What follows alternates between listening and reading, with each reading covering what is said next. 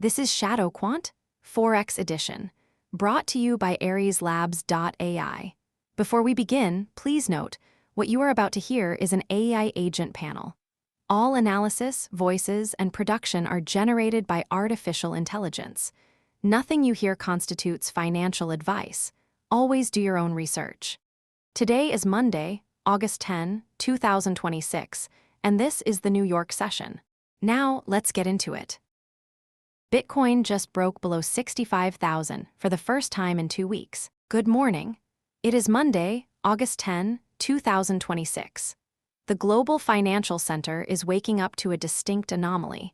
The US dollar is surging not because the economy is booming, but because everyone is terrified it isn't. The fear and greed index is buried at a 14 out of 100, deep in fearful territory. And that fear is fueling a safe haven bid that is lifting dollar-yen to 158.2055 and pushing gold to 4,326.27. As we approach a critical week defined by the CPI print on Wednesday, the market is caught between sticky inflation data and softening labor metrics. Let's look at what the data tells us right now, as of 9:28 ET. Before we dive into the charts, let's review the schedule. The next 48 hours are packed with data that will define the week's trend. On Tuesday, August 11, we get the Reserve Bank of Australia's rate decision, which will set the tone for Aussie dollar. That is followed by the heavyweight event. Wednesday, August 12, brings the U.S. Consumer Price Index. This is the binary event for the U.S. dollar and global risk assets. Thursday brings Producer Price Index and weekly jobless claims, and Friday closes the week with retail sales. From a strategic standpoint, the CPI on Wednesday is the pivot point. We are seeing the US dollar index leveraged funds accumulate plus 4,438 net contracts, signaling that institutional money is positioning for a higher-for-longer yield environment. The question isn't just what the data says, but how the market reacts if the sticky inflation narrative holds against a soft non-farm payrolls backdrop. Let's look at the headlines moving the needle this morning. First, Intel has announced a $15 billion secondary offering, which the headline notes dilutes shareholders. Second, JP Morgan is defending the AI trade, stating analysts not to worry on the AI trade just yet. And third, oil prices are trimming losses as the US-Iran deal delays, keeping geopolitical risk premiums alive. The Intel news is a noisemaker for the tech sector, but the JP Morgan defense highlights a crucial divergence. While corporate balance sheets are under scrutiny, the broader macro sentiment remains anchored to the US dollar because the US economy, despite soft payrolls, offers a yield advantage that Europe and Japan simply cannot match. I'd push back slightly on the noise characterization for Intel. A $15 billion secondary offering is a massive liquidity drain on the equity complex. When you see major caps issuing equity at these levels, it often signals that insiders believe the stock is expensive relative to future cash flows. That pressure feeds directly into the risk-off flows we're seeing in the FX space, money leaving equities and parking in dollar and Swiss franc. And let's not forget the VIX. It's sitting at 14.9, down 0.25 points. That is dangerously low given the fear and greed reading of 14. The market is paying pennies for insurance while screaming in fear. That disconnect is a ticking clock. Let's turn our attention to the core macro drivers. The US dollar is strong, but the underlying data is conflicting. Soft non-farm payrolls data usually weakens a currency, yet the DXY is gaining. What is happening? This is a classic bad news is good news dynamic, but amplified. The non-farm payrolls contracted by minus 23K month over month, and unemployment is at 4.1%. Normally, that spells rate cuts. But with CPI still at 3.46% and core PCE at 3.29%, the Fed is trapped. They can't cut without reigniting inflation, but they can't hike without crushing the softening labor market. The result is a hold stance that maintains a 3.63% Fed funds rate, anchoring yields higher than the rest of the G10 world. And visually, that anchor is holding firm. Look at dollar-yen. It's trading at 158.2055, hovering just 37 pips below its 5-day high of 158.575. We've seen a clear higher-low structure on the hourly chart since the August 5 close at 158.2055. The market is refusing to accept lower levels. Meanwhile, euro-dollar is languishing at 1.15491, dangerously close to the 5-day low of 1.15147. The technical structure is screaming that buyers are stepping in on dips in the dollar and sellers are dominating any bounce in the euro. The technicals align perfectly with the flow data. We have 60,825 net short yen contracts in leveraged funds. That is an extreme crowding of shorts. When you combine that with the fact that asset managers are adding plus 22,196 net longs to the DXY, you have a structural imbalance. There is very little fuel left on the short side for yen to fall further without triggering a mechanical squeeze. But right now, the flow is overwhelmingly one way: long dollar, short yen, and euro. Let's zoom in on specific pairs. Starting with dollar-yen, it's at 158.2055, up 0.19%. The key level here is 158.575. We've tested it multiple times over the last 5 days, ranging between 156.667 and 158.575. Price action is currently rejecting the mid-range and pushing toward the upper bound. If we break 158.575, the next logical extension is a test of the psychological 159 handle. However, if it gets rejected here, we drop back to the August 5 close level of 158.2055 as support. Don't underestimate the short squeeze risk at 158.575. With 60,825 shorts, a break above that level isn't just new buying, it's forced covering. The liquidity is deep, but the potential velocity is high. The current price of 158.2055 is essentially a pause button before a potential breakout or collapse. I'm worried about the timing. The VIX is at 14.9 and the 10-year yield is at 4.69%. The yield curve is flat at plus 0.46 pp. If the CPI on Wednesday comes in hot, we don't just get a gradual move to 159. We get a gap. The low volatility environment means no one is hedging this move. When the gap happens, it will be violent.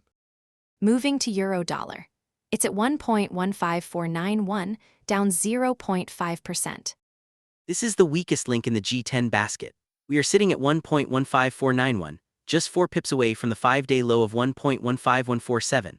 The 5-day range is 1.15147 to 1.1581. Right now, price is pinching the bottom of that range. If 1.15147 breaks, we open up a significant void toward the August 6 swing low. The resistance at 1.1581 has been turned into a ceiling that buyers haven't been able to penetrate for 3 sessions. The positioning confirms the bearish tilt. Leveraged funds are 52,205 net short euro. That is a massive imbalance. Unlike the yen shorts, which are defensive, the euro shorts are offensive. They are betting on continued eurozone weakness despite the Centix investor confidence returning to positive territory. The flow data says the path of least resistance is lower. And let's look at the divergence. The Centix data shows European confidence is positive, but the currency is getting hammered. That suggests the market is discounting any recovery. The Fed's hold stance at 3.63% versus a ECB that is likely facing stagnation creates a widening yield spread. The capital is flowing out of Europe not because of bad news, but because of the lack of good news compared to the US. Let's talk about gold. It's at 4,326.27, down 0.15%. Gold is consolidating after a massive run. The 5-day range is 4,070.4 to 4,371.96. Currently at 4,326.27, we are in the middle upper quartile of that range. We saw a local high of 4,371.96 and now we're pulling back. The immediate support level to watch is the August 10 low of 4,313.36. If 4,313.36 holds, we have a base. If it breaks, we drop back toward the 4,300 integer mark. The interesting dynamic here is the correlation with the dollar. Usually, when DXY goes up, gold goes down, But look at the positioning. Gold is still holding relatively well despite the DXY strength. This suggests that the fear bid for gold is offsetting the yield drag from the dollar. Investors aren't selling gold yet. They are using it as a hedge against the very volatility we discussed earlier. But is it a fair value hedge? With the VIX at 14.9, options on gold might be undervalued relative to the systemic risk in the bond market. If the CPI spikes, the flight to safety will accelerate. I'd be watching if 4,313.36 breaks. If it does, we might see a fire sale in gold before the safe haven bid returns, simply because margins are getting called in equities. Let's switch to cable. It's at 1.34847, down 0.3%. Sterling is showing remarkable resilience. The 5-day range is tight, 1.34343 to 1.3509. At 1.34847 we are near the top of that range. This is unusual given the risk-off environment. Technically the 1.3509 resistance has been tested multiple times, and every time it rejects, it finds buyers at 1.345. It looks like a consolidation flag before a potential breakout. And there's the flow divergence. While everyone else is shorting, the pound leveraged funds are plus 38,174 net long pound. That is a bold bet against the risk-off trend. It suggests that either smart money sees UK-specific strength or they are fading the broader dollar surge. Either way, the positioning is skewed toward the bulls, which could fuel a rapid move if the dollar stalls. The UK economy is also dealing with sticky inflation, similar to the US. So the Fed's hold doesn't hurt the pound as much as it hurts the euro or yen. The Bank of England is likely to maintain its restrictive stance longer than peers, giving pound a fundamental floor that dollar yen and euro dollar don't have. Finally, let's touch on dollar CAD. It's at 1.3962, up 0.7%. The loonie is under pressure. The 5-day range is 1.39256 to 1.40803. We are currently at 1.3962, which is closer to the low end of that range. The key support is 1.39256. If that breaks, we expose the 1.39 handle. The resistance at 1.40803 feels distant right now as the dollar dominates. The Canadian dollar is the most heavily shorted major currency in the dataset, with 101,748 net contracts. That is a staggering amount of short interest. It makes Canadian dollar extremely vulnerable to any upside move in the dollar. Additionally, with oil prices trimming losses due to the delayed Iran deal, the fundamental support for Canadian dollar is weakening. The combination of crowded shorts and weakening commodity fundamentals is a recipe for further Canadian dollar depreciation. And remember, oil is a leading indicator. If the US-Iran situation escalates or if supply constraints bite, oil rallies and Canadian dollar strengthens. But right now, the lack of attacks keeps the geopolitical premium ambiguous. The market is pricing in no change for oil, which means no support for Canadian dollar. Let's synthesize this. We have dollar-yen pushing against 158.575 with extreme short crowding. Euro-dollar clinging to 1.15147 support with bearish flows. Gold holding at 4,326.27 as a hedge, and cable standing tall at 1.34847 against the tide. Looking at the aggregate data, Pulse highlighted the structural dollar dominance driven by the Fed's inability to cut, while Grid mapped the technical exhaustion in euro-dollar at 1.15491. CIPHER confirmed that the euro and yen shorts are historically heavy, creating a fragile equilibrium. SPECTER warned that the low VIX of 14.9 masks the volatility risk ahead of CPI. My read is that the current price action in dollar-yen at 158.2055 is not just a technical test. It's a liquidity hunt.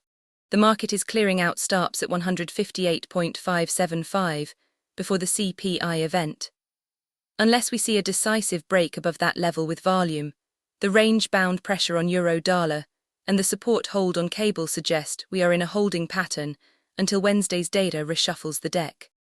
To summarize the pre-market picture, the US dollar is leveraging a sticky inflation, soft growth narrative to defend its status as the premier safe haven.